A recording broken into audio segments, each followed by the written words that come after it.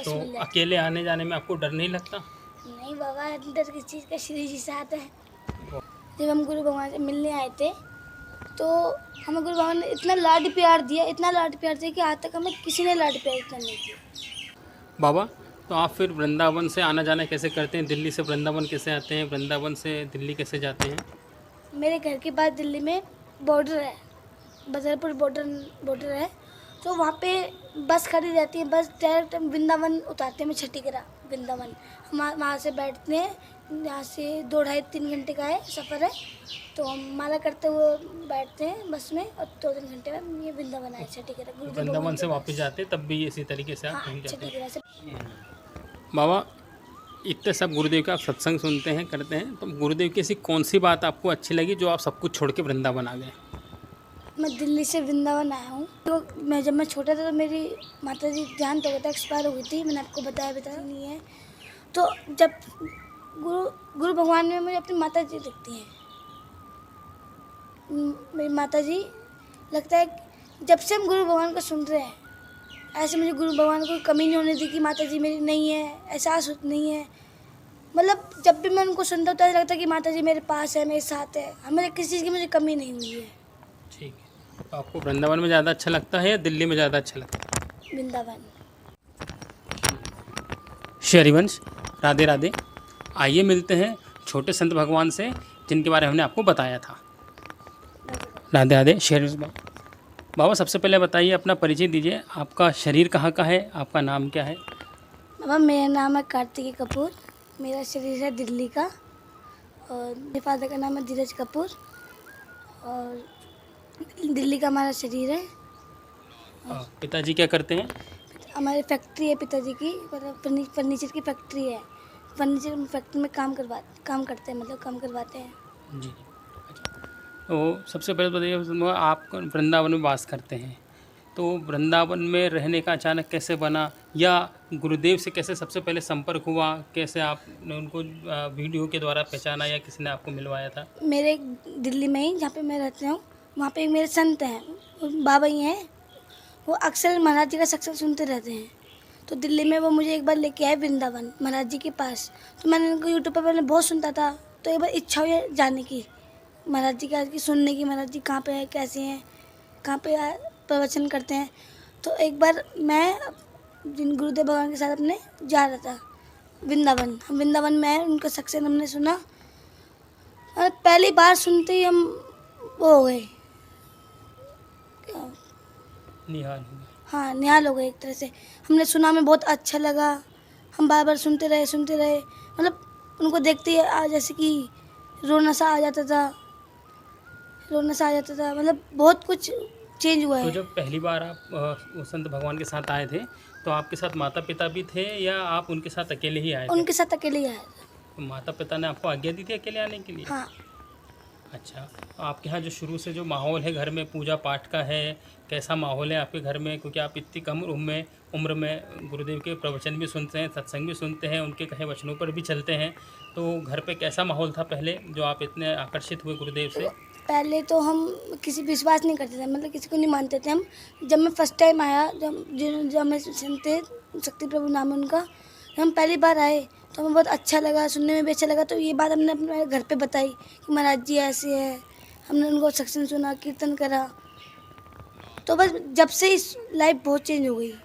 अच्छा, तो जो आपने पहले यूट्यूब पे सुना, फिर वो संत भगवान के साथ यहाँ पर वृंदावन आप जी। आए, फिर आप आते रहे उनके साथ हाँ। संपर्क करने के लिए। तो अभी आप आते जाते हैं या वृंदावन में ही आपने वास कर लिया है? अभी हम आते जाते रहते हैं।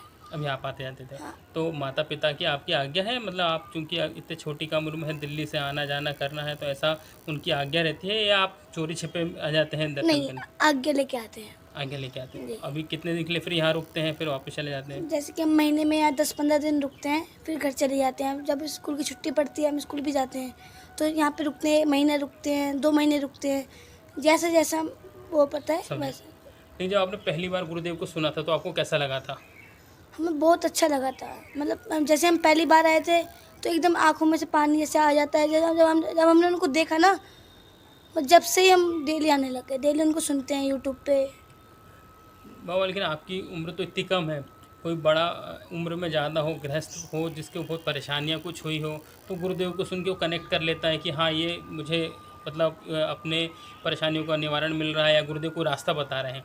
आपकी तो इतनी कम उम्र है, अचानक फिर इतना रोना आना, क्या आना, ऐसा क्या मतलब कोई मन में कोई ऐसा अंदर आपके कोई ऐसी चीज़ थी जो आपको परेशान करती थी, जिसके कारण गुरुदेव की वाणी आपको बहुत प्रिय लगने लगी, या ऐसी कोई परेशानी थी, या मन में कोई ऐसा मतलब टेंशन रहता था स्कूल का कि जिसके कारण आपको मतलब बचने के लिए या उनसे ऐसा कई बार डाइवर्ट करने के लिए हम ऐसी चीज़ें सुनते हैं फिर वो हमें आकर्षित करती हैं, तो ऐसा कुछ था क्या? गुरुदेव से आपका संपर्क कैसे हुआ? कैसे गुरुदेव से आप मिले? मैं फ़ोन चला रहा था, तो पता नहीं अचानक ही गुरुदेव की वीडियो आ गई यूट्यूब पे। तो अब ना जाने मैंने उनको क्लिक कर दिया वीडियो को, तो महाराज जी का मैंने एक बार सेक्शन सुना तो मुझे बहुत अच्छा लगा सेक्शन, तो मैं डेली उनको सुनता रहा। तो मैं मतलब मेरे बगल वाले घर में ही एक मेरे मित्र रहते थे, गुरुजी रहते थे, हमारे भी गुरु भाई रहते थे। तो वो वृंदावन जा रहे थे, तो उन्होंने कहा कि भाई आप भी चलो वृंदावन, हम जा रहे हैं वृंदावन गुरुजी के दर्शन करने। अब वो भी महाराज जी को सुनते थे, हम भी महाराज जी को सुनते थे, तो हम उनके साथ वृंदावन आए। महाराज जी का हमने सत्संग सुना और फिर हमारा डेली आना जाना होता रहा। जब भी स्कूल की छुट्टी मिलती है महाराज जी के यहाँ पे आते हैं, सत्संग सुनते हैं। मतलब जब हम सत्संग सुनते हैं महाराज जी का, चेंज होते रहे हमारे, एकदम वृंदावन आए, हमने सत्संग सुना।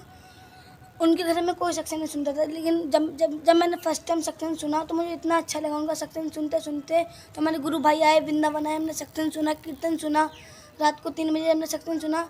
तो ऐसे हमने अपने घर वालों को बताया इनके बारे में कि महाराज जी हैं, वहाँ पे वृंदावन में रहते हैं, संत हैं, रोज़ डेली सत्संग कीर्तन करते हैं। तो मतलब हम जाते रहे, जब हमें मौका मिला, जब हम वृंदावन जाते रहे, महाराज जी का सत्संग सुनते रहे हम।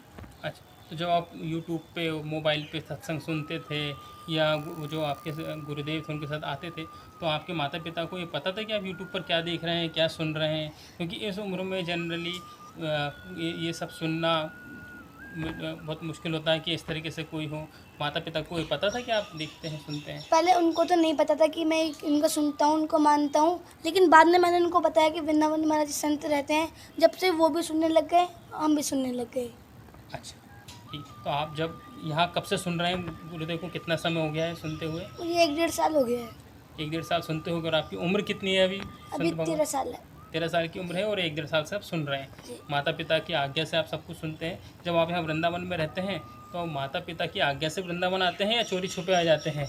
नहीं, देखो बाबा, महाराज जी अब माता पिता की आज्ञा से आते हैं।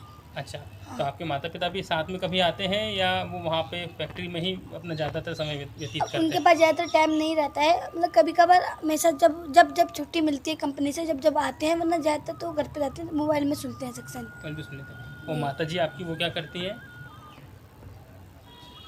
माता जी नहीं है। अच्छा, तो पिताजी की आज्ञा से आप आते हैं, आप यहाँ आते हैं, तो आपके परिवार में और कौन है? कोई छोटी बहन, बड़ा भाई, कोई और भी है? मेरे एक पिताजी हैं, छोटी मेरी बहन है, सिस्टर है छोटी। वो भी सुनती है? हाँ, वो भी सुनते हैं, हम बहुत कम, लेकिन कम सुनते हैं, वो सुनते हैं। नहीं सुनती। नहीं, अच्छा, जब आप यहाँ पर रहते हैं तो यहाँ पर कहाँ केली कुंज के आश्रम में ही गुरुदेव की आज्ञा है आपको रहने की, या आप कहीं किसी स्थान, पिताजी ने कोई स्थान दे के रखा हुआ है? और देखो ज़्यादातर तो हम केली कुंज में ही रहते हैं, लेकिन बाहर एक आश्रम है, वहाँ पे रहते हैं हम ज़्यादातर। आप अपने पढ़ाई के समय को, सत्संग के समय को कैसे मैनेज करते हैं? क्योंकि जब यहाँ वृंदावन में रहते हैं तब तो आप सत्संग में और सब भजन कीर्तन में रहते होंगे। जब दिल्ली जाते हैं, आप वापस जाते हैं, तो समय को कैसे मैनेज करते हैं?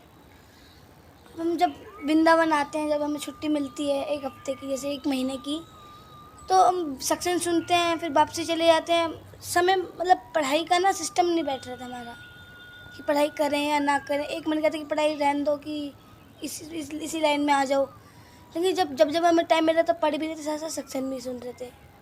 तो जो आपसे आप गुरुदेव को आपने सुनना चालू किया है, उनके संपर्क में जब से आए, सबसे बड़ा आपके जीवन में क्या परिवर्तन आया है? सबसे पहले मैं मांसाहारी था, ठीक है, और तो उस समय मांसाहारी था, लहसुन प्याज खाता था, मतलब बहुत सी ऐसी गंदी चीज़ें थी मेरे अंदर जो सब छूट गई है। नहीं, तो आपके अंदर तो अकेली नहीं होंगी, ये तो आपके घर में ही, परिवार में ये सब हाँ, खाते पीते होंगे, तो सब। सभी ने अपने खान पान को सभी ने सुधार लिया है? सभी ने त्याग कर दिया, मतलब हर पिताजी भी चीज़। अब जी। सात्विक भोजन लेते हैं, बिना लहसुन प्याज हाँ। के भोजन प्राप्त करते हैं। बहुत अच्छी बात है, गुरुदेव की आपकी बहुत अच्छी कृपा है आपके ऊपर। लेकिन गुरुदेव को फिर भी मेरे अभी तक समझ में नहीं आ रहा है जी। कि इतनी कम उम्र में फिर भी गुरुदेव के प्रति आपकी विकलता ऐसी, मतलब क्या ऐसा आपके देखा आपने गुरुदेव में कि इतनी कम उम्र में भी आपको विकलता गुरुदेव से मिलने की हुई? इतनी कम उम्र में गुरुदेव को सुनते हैं तो आपको उनके अंदर ऐसी कौन सी चीज़ लगती है जिसके कारण आप, ऐसी कौन सी बातें आपको अच्छी लगती हैं और ऐसी कौन सी बातें हैं जिनके कारण आप दिल्ली छोड़ के बार बार वृंदावन आ जाते हैं, इतना समय यहाँ पर देते हैं और आपकी उम्र इतनी कम है उसके बाद भी? जब मैं छोटा था 4-5 साल का, तो उस टाइम पे मेरी मम्मी का मतलब देहांत हो गया था, एक्सपायर हो गई थी। तो मतलब मुझे किसी चीज़ की कमी नहीं थी, मेरे पापा थे, छोटी बहन थी, मेरे पापा ने मुझे किसी चीज़ की कमी नहीं होने दी। लेकिन जब से हमने गुरुदेव को सुनना चालू किया, जब से मुझे किसी चीज़ की कोई दिक्कत नहीं है, किसी की कोई परेशानी नहीं है, ना मम्मी की अभी याद भी नहीं है ऐसे। मेरे मन में बहुत शांति भी है। पहले जब से मैं सत्संग सुना महाराज जी को, मतलब मुझे कुछ नहीं चाहिए। बाबा, तो जब आप वृंदावन में रहते हैं तो यहाँ पर आपकी रहनी कैसी होती है? कैसे आप पूरा दिन भर अपना कैसे व्यतीत करते हैं? बाबा, मैं केले कुंज के सामने वाला आश्रम है, मैं वहाँ पे रहता हूँ और मैं 1-1:30 बजे करीब उठता हूँ। रात्रि में 1-1:30 बजे करीब उठता हूँ। अब महाराज जी के दर्शन करने के लिए महाराज जी आते हैं 3 बजे, परिक्रमा मार्ग से 3 बजे आते हैं। तो उससे पहले हमें सेवा मिली हुई होती है, जैसे फूलों की सेवा। तो हम फूलों की सेवा पे बिछाते हैं, फूल मतलब एक तरह से रंगोली टाइप बनाते हैं फूलों की। तो महाराज जी आते हैं, 3 बजे आते हैं, तो हमें दर्शन देते हैं महाराज जी। उसके बाद 3 बजे के बाद हम फिर महाराज जी के आश्रम में सत्संग सुनते हैं। सत्संग सुनने के बाद वाणी पाठ करते हैं। जब हमारे गुरुदेव भगवान निकल जाते हैं आश्रम से, घर की ओर निकल जाते हैं, तो हम वाणी पाठ हमारा ख़त्म हो जाता है 10 बजे करीब। अपना जो गुरुदेव से हमें आज्ञा मिली हुई है कि हम अपना नाम जप करते हैं, हमारा नाम जप करते हैं, राधा राधा नाम जप करते हैं। तो जैसे जैसे हमें समय बीतता जाता है, नाम जप कर दिया, अगर हमें अंदर से इच्छा होती है या फिर कोई प्रेरणा आती है तो वृंदावन की हम परिक्रमा लगा लेते हैं, कुछ सेवा कर देते हैं।